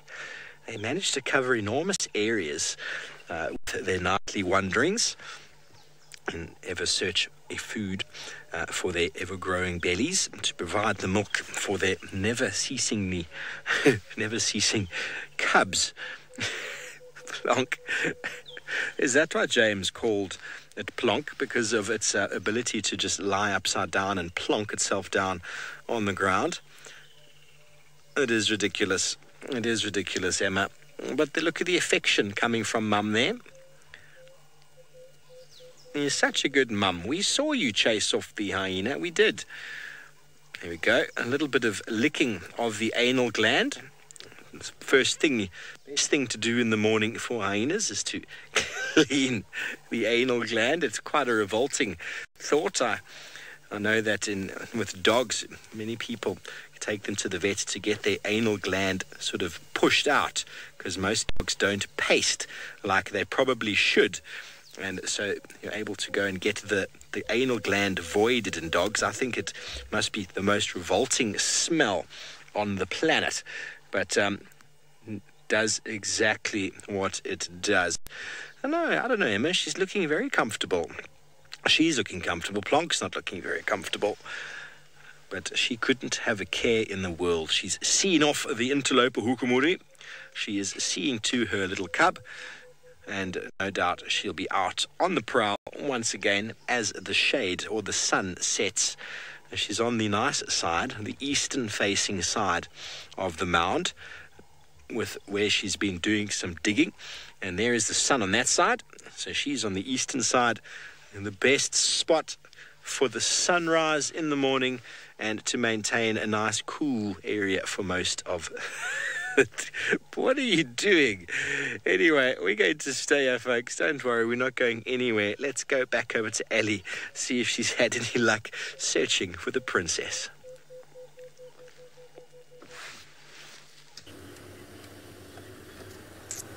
Well, unfortunately, no luck with the tracks or the squirrels, and everything went quiet. So we're just checking some of the roads around just to see if we can pick up anything for her. Just lots of hyena tracks around. It seems like Djuma has just become hyena central. Well, at least in terms of tracks. So unfortunately, we haven't been able to find anything. We were also in Buffalo Cutline at one point looking for the cheetah that were apparently spotted earlier on. But the last report was that they were going northwest from the boundary. So I think they did cross, and then they are on Buffalo, somewhere now. I couldn't find any tracks because, again, sometimes the directions we get are like, just go there, maybe you'll see the tracks. And then we don't. But yeah, no luck with that. But you know, it's a good thing. Having them come every now and again just sets up the opportunity maybe for one more. Okay, sorry guys, I was just trying to get some view on this tracks over here, but I think it's just insects that have been walking around up and down. So who knows? Could it be that perhaps Thandi has gone off and then she's left her around? It is quite thick around that area, so it's a little bit complicated to try and find anything in there. Or it could also very well be that Thandi managed to make a kill and then she moved her and then they went somewhere else further into the block, in which case it's a very big block, that one. In which case they wouldn't have had to come to any road. So that would make our life a little bit trickier. So we'll see maybe a little bit later on. Perhaps they'll come back to the pans for water. That will be pretty good. It is hot, so they have to come for water at some point. But the challenge sometimes with the summer is that when it rains, there are a lot of natural mud wallows in between the blocks, or wherever there are no roads. So for those animals like the leopards and the lions, you don't really have to go to big dams or anything. I mean, not just the lions and the leopards, any animal in general. They can just have a drink anywhere. Sorry, Seb, what are those tracks there on your side? Got some... Sorry, guys, we're trying to have a look at some tracks that are on our left hand side. Can you have a look? Yes, I'm... Alright, sorry. I'm gonna have one quick look just to see, in case we don't miss the opportunity. It's a little bit of soft sand all the way back here.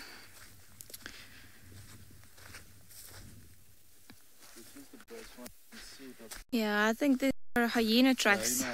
Yeah, so unfortunately, I don't know if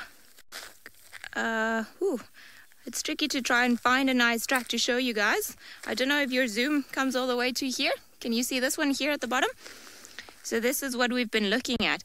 So now there we go. Now I've lost it. So you see the back pad is here. There's one lobe here and another one here, and then of course the fingers or the toes, I should actually say. So it's 1, 2, 3, 4, and then there's this little inclination here, this little dip here where you can see where the claws were. So when it stepped onto and here you can almost see where they brushed. And then there's another track here, and then another one here, and then it's just carried on going that way. I would assume that it's perhaps one of the Djuma clan going back in that direction. All they have to do is pretty much go in a straight line, and it won't take them too long to get there. So all the tracks around here, all the hyena tracks. Like I said, we bumped into a lot of hyena tracks today. But I think it's good now that we know where the den is, because then that makes our lives easier. We know at least where the ones with little babies are going to be going on to. Let me just plug myself in. Perfect. I was hoping, because they were not too big, that they were going to be a leopard track, of course. But that unfortunately was not the case. We're going to carry on tracking, see what else we can find around here. But while we do that, we'll send you guys back to the actual hyenas.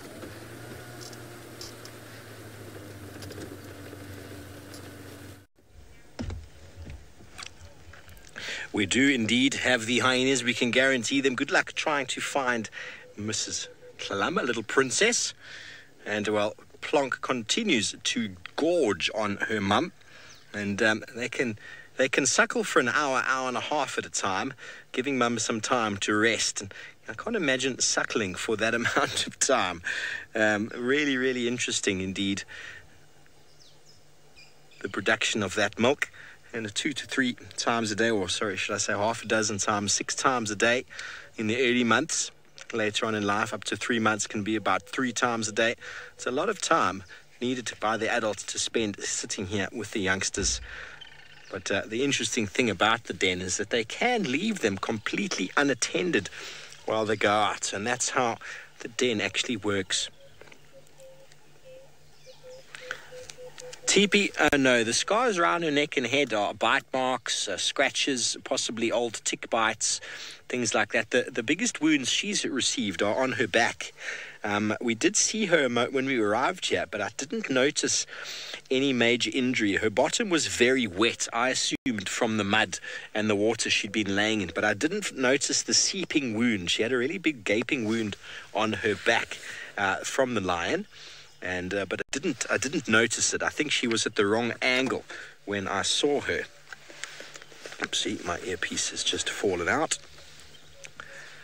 Well, she's being very vigilant. She probably still knows that Hukumuri is somewhere nearby. And I suppose if you've ever been mauled by a lion, it will also make you sleep with one eye open all the time. The only downfall of the position that we're in now and seeing Corky and Plonk having his meal, her meal, is that, well, we're now in the sun. We were in a really nice shady spot before. Look at that. Isn't that just the cutest? Little spotted hyenas.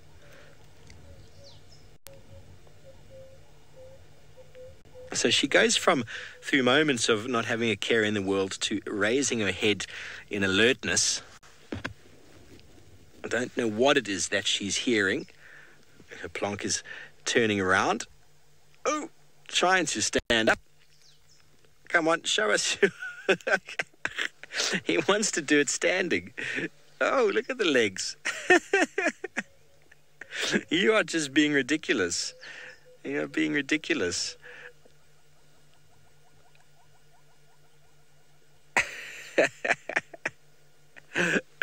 Sorry, folks, this is just too cute. A spatchcock chicken, indeed. Indeed. It's very fluffy still. They lose a lot of their fur as they get older. You notice that hyenas up in the Masai Mara are much fluffier, much more fur on the body, probably due to sort of the standardized temperatures up there. They can afford to be a little bit furrier. Here, the winters get get relatively cold, but hyenas can warm themselves up through activity. And the heat in the day, in the summer months, is just probably way too much for them to have too much fur on them. But the youngsters can afford to have fur due to the fact that they've got a much smaller body size, and so will give off a lot more heat. They're also not as active as the adults are running around, so they need to have a little bit of a jersey on them. And Corky, maybe if you position yourself a little bit better, Plonk would have a better go at the suckling. It seems like she doesn't want to leave the safety of the hole too much. Who knows if that's to do with her old lion story. But anyway, it's much cooler up in the Masai Mara. Let's go and see if David has got on his shuka.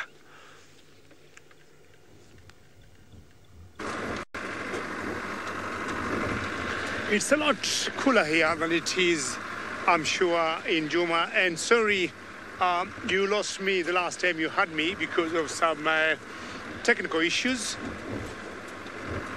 And any time now I'll be getting on my shuka. And again, as I said, we usually face a few challenges in terms of bringing our best shows to your living rooms and your screens. But then sometimes things go wrong. Anyhow, I am back and I am online.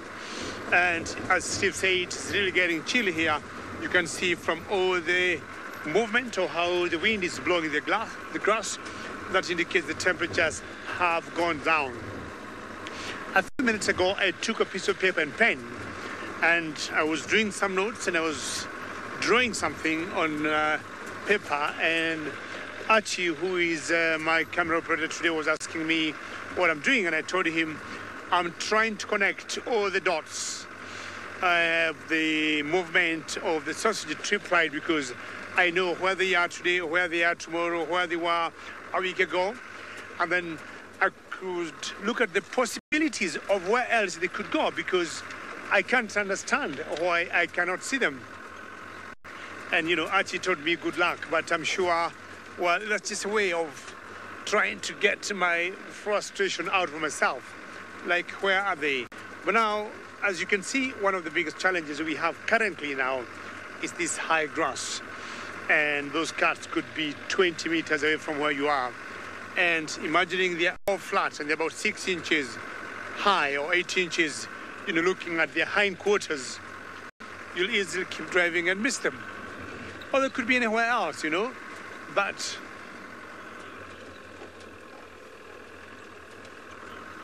Fiona, you are talking of invasive plants. Now, if there are any in the Mara, luckily not. And the game rangers are very strict. For when guests come here, they're always encouraged not to come with any live seeds or any live, I would say, fruits, where they could eat something and throw it out there. So Fiona, the grass we are seeing now, this remains it all around the year, and it has been like this, you know, time immemorial. And the most dominant one here is what we call the red oat grass, or the Thamenda triandria. So that remains dominant, and we're very lucky we do not see any invasive or any exotic species of plants. Now, neighboring the Mara, there is another national park, Fiona, called Serengeti National Park. And Serengeti National Park is in Tanzania. And every couple of months, we'll always see some fire, you know, man-made fire, not natural fire. And the game rangers will always light that particular area. And when you talk to them, they'll tell you they're trying to get rid of all the bugs, you know, all the ticks, mainly. And also, just in case accidentally there is an exotic plant brought by a tourist or a guest of some sort, then they'll also ban it before it starts creeping and taking over maybe the particular niche or ecosystem of the Serengeti world.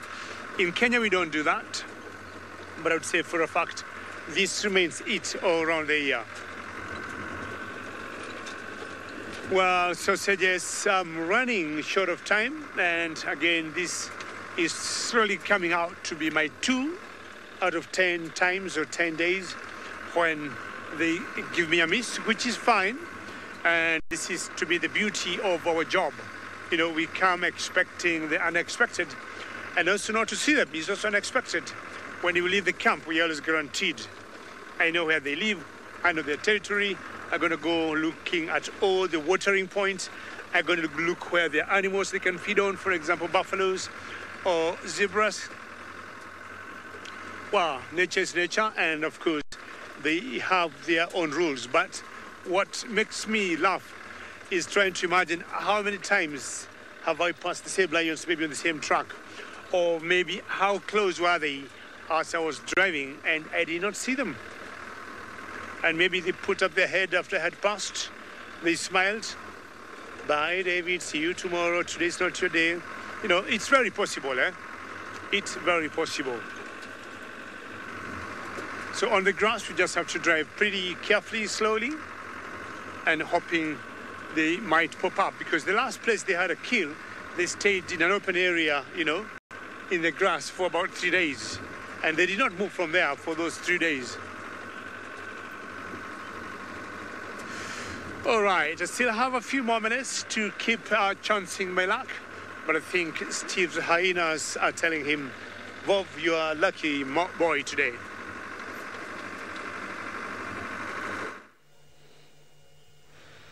Good luck, Gigi. I'm sure you will find the lions. They are out there somewhere. Although they did evade you yesterday. It is a very big area. There we go, licking her lips, satisfaction.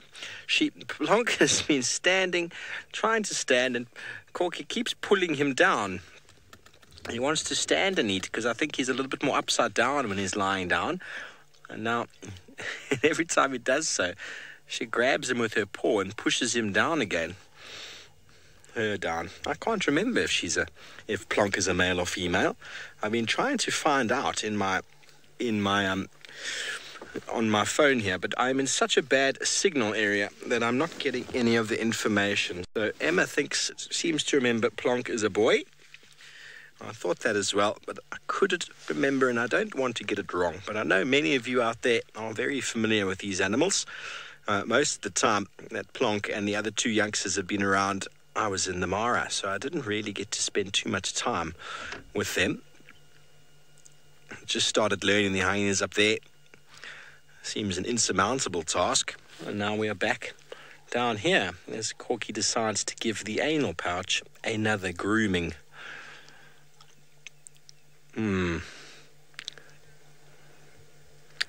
Thanks, everyone, for confirming there that he is indeed a boy. A very naughty little boy. A very cute boy, in fact. So it's interesting. I mean, all the debates that range around matriarchs and their offspring and where will they sort of land in the social grouping of things. And, you know, things have changed over the years. Everyone's always said males have no standing. But it's become quite true to light that males indeed, if they are born to a matriarch, inherit a status. Oh, Corky's done. That was very ungracious. Oh, look at him. Mum, I'm hungry. He's got very nice long legs. Isn't he just gorgeous? He's grown into his skin. He's still got a bit of loose skin on the forehead. He's given that. See, Corky doesn't seem to have too much in the way of injuries on her at the moment. See her bottom. Okay, well, let's have a listen. There's some noises going on here.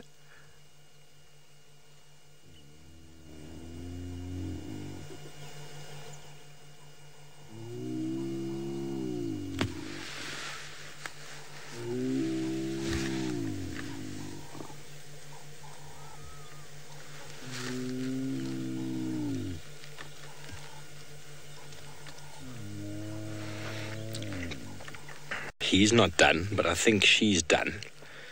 Who are you calling in the hole there, Corky? Who did you want to come out and say hello? She's going, SafariLive's here, people. Come and say hello to them. Got a bit of a limp on her there, I think, because she's been lying down. But, you know, I saw her this morning and she looked fine. I didn't see any marks on her. Let's see on the other side. It seems to be completely healed. Isn't that remarkable? Remarkable. She had the nastiest of wounds on her back there. I'm trying to look closely. It's hard to tell, really. There's just mud. Incredible. Incredible. That must be 2 months, 3 months now. And then she's decided she would like to sit in the beautiful feather-top chloris. She's going, look, I'm a leopard, everybody. Take my photograph now. I'm in the beautiful grass. This is where you take photos of all the leopards, don't you? Obviously, after a genital licking, first of all, because she needs to look her best. Plonk, what are you smelling? There must be so many sounds or smells going on in a hyena nose. They reckon they can pick up enormous amounts of things in the air. Must be quite overwhelming when they're quite young. If you've ever taken your dog for a drive and they stick their head out the window, you can't really even talk to them because they're completely absorbed with what they are smelling. Some oxpeckers there got her to lift her head.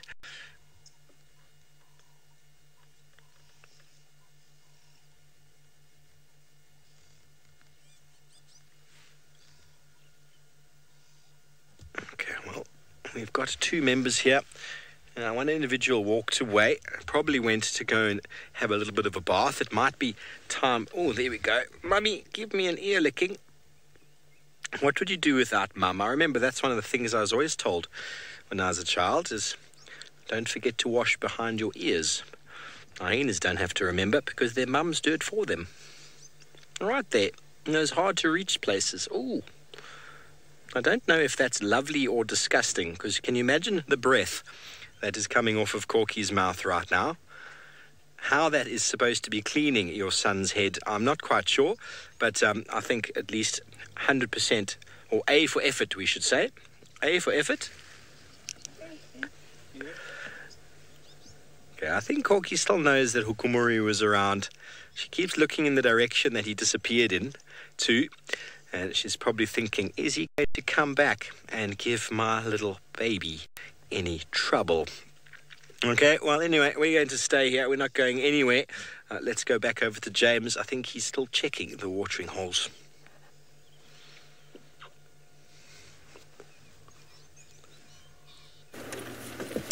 We don't have much of an update, I'm afraid, except that we've managed to find Ali and Trishala and, well, Sebastian. Marvellous. Let's have a quick word with them. Hello. No luck, I'm afraid. Right, well, we didn't hear you. Are the lions still there? Well, they were pretty flat there. They moved into a bit of a more complicated spot, but they should. Okay, well then I'd suggest you stick with them. Okay. All right. I'm going to run down to Chitwa. Vive la France. Goodbye. Good luck. Right, everybody. Well, today is a very special day for some people around the world, of course. Given that there are 7 billion of us occupying this planet, you can be fairly sure that some people were born and, in fact, have been born on this day. One of those people is a Mr. Daniel Suter, an enormous super-duper, uber, ultra, infra fan. And, well, happy birthday, Daniel. I know that you managed to find Emily and Graham, or they've managed to find you, or something or other. You met up with them, and, well, it's your birthday today, and so a very happy birthday to you. I'm sorry we can't give you slightly more than green bush and sand at the moment to show you, but Steve's done an admirable job, and so has Ali, I suppose, of showing you some of our favourite Predator characters, and I hope that they have been sufficient for your 43rd birthday. Gosh, you are really quite old. Almost 8 months older than I am. Ancient human being. Yes, I am. That is absolutely correct. Okay, what we're going to do now is head down towards Chitwa Dam, because that's where we're going to start the TV show. And I'm afraid Tlalamba has managed to give us the sleep. There's a lot of thick bush around here. There are very few water points though, and we've checked absolutely every one of them. But we just haven't been lucky. So we're going to have one more check at Gwari Pan on our way down. And then give it up for 3 shalas and Ali. Anyway, all right, let's go back to David and let's find out if we had any luck finding the sausages.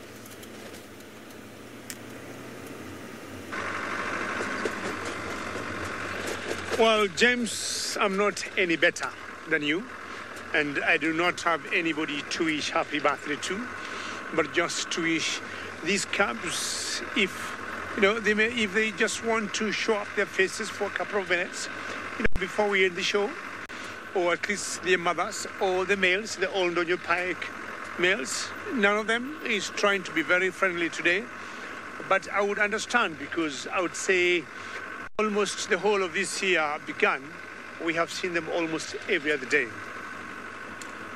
Are they taking a break from us? If that's the case, fine. Well understood. And we'll give them a break from Archie's camera. Archie's the cameraman with me today. And if that's the case, then that's fine. So we'll be here tomorrow and the day after. We're not going anywhere.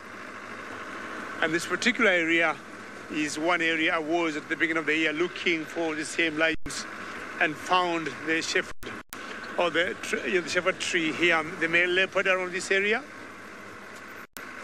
So it could be either it, because this is apparently his territory, that leopard. He lives around this area. And I saw him mating with one unknown female, a female that we do not know. And I'm assuming that female might have conceived. And if that happened at the beginning of the year, maybe going to the end of next month, we might be lucky to see a cub or two. And I think the person whose luck has been doing very well today is Steve Oval.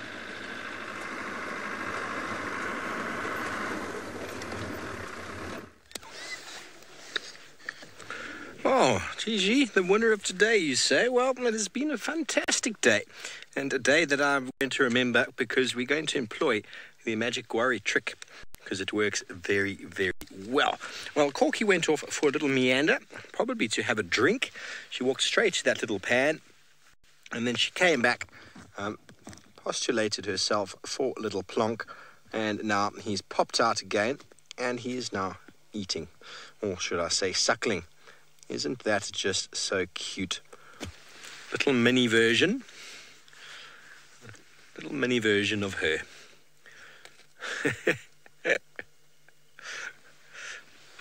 So Corky, very good idea, positioning your den very close to some water. That was very smart thinking. Donna, most certainly do. They get tick and flea infested, probably mites as well. All sorts of things will move in there. And so that's one of the reasons why hyenas will move den sites, is to allow those parasites the ability to go through a number of life cycles and then possibly perish. Because if they stayed here, the life cycle of the parasite would just continue within the den, and the animal would never get rid of those parasites. I'm not going to say that hyenas are ever rid of parasites, but you have the ability to decrease loads and increase loads. And by staying in one den site, it would definitely increase. It's the same as when humans first started living in one place. And things started getting a little bit disgusting, and that's when the first sicknesses and plagues started, because of obviously the decaying food, the lack of waste disposal, and all of those things that lead to the many illnesses that we still see in rural parts of the world, where there's not sanitary conditions, where there are rodent outbreaks, and where there is obviously the lack of distribution of clean water. So it is a similar sort of process. The hyenas will obviously not going to get dysentery by staying inside a termite mound, but the smell and the parasites and the flies possibly that are attracted, as well as the ticks and fleas, well, they will just follow the hyenas and constantly be breeding on them and sucking their blood if they don't move. Well, it seems like Plonk is going to fill his belly with much needed milk.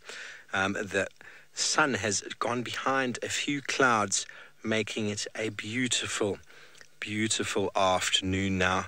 Kathy, the magic worry, there's a lot to be said for the magic worry, and well, we're going to employ that technique more from now on, because it has been a fantastic day. Obviously spending time with Hukumuri most of the morning, and he led us to the den site. I know many of you out there are super excited that we've managed to find them. Everyone at the morning meeting table this morning was also very blessed, because we have got a TV show coming on in the next half an hour, 45 minutes. And well, we had Hukumuri, he's gone south. And we had Tingana, he's gone south. We've got the Unkuhuma Pride, they are south of the boundary. So without these hyenas, I don't really know what we're going to talk about. But anyway, we've got lots of things to talk about. And Cal 6, you reckon I should use the magic guari branch to attract Hosanna?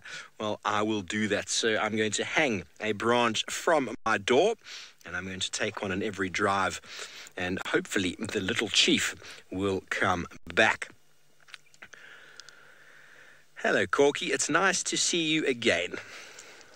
Very nice to see you, and she is very happy to see all of you, ladies and gentlemen. She got a little bit of a cut on the side of her face there, a little bit of blood.